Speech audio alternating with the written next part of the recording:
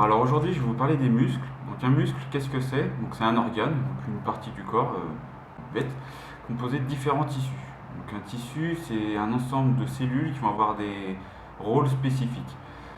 Là, le rôle auquel on va s'intéresser, c'est la contraction. C'est le raccourcissement des fibres musculaires qui va permettre un mouvement, n'importe lequel. Ce raccourcissement va permettre de rapprocher les deux os l'un vers l'autre grâce, entre autres, à l'axe de rotation, à l'articulation du coup. Dans le corps, il y a différents types de muscles. Les muscles lisses, comme les intestins par exemple. Les muscles striés, ça va être les muscles que nous on va vouloir travailler. Le muscle cardiaque et les muscles squelettiques. Donc le muscle cardiaque, c'est tout simplement le cœur.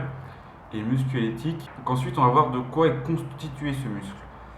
Donc un muscle, c'est différentes sous-unités. Donc vous avez en gros déjà le muscle, ce que nous on voit en général, un muscle. Ensuite, à l'intérieur du muscle, il va y avoir les faisceaux musculaires qui, eux, sont constitués des fibres musculaires. Donc à chaque fois, on raccourcit, donc de plus en plus petit, hop, hop. Et dans ces fibres musculaires, les myofibrilles. Donc ça va être vraiment là qu'il y aura la contraction. Donc toutes ces sous-unités, à chaque fois, sont entourées par du tissu conjonctif. Donc la plus grosse partie, donc le muscle, il est entouré de l'épimysium. Le faisceau musculaire, il est entouré du périmysium.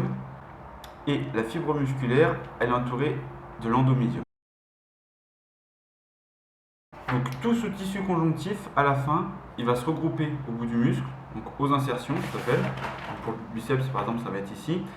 Et à la fin, à la fin, tout ce tissu conjonctif, nous on va appeler ça du tendon.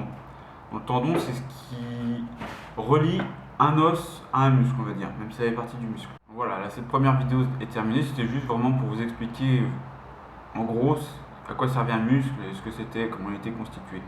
Donc la prochaine fois, on va voir comment ça fonctionne exactement la contraction, quelles unités, tout comment ça marche, vraiment en détail. À bientôt!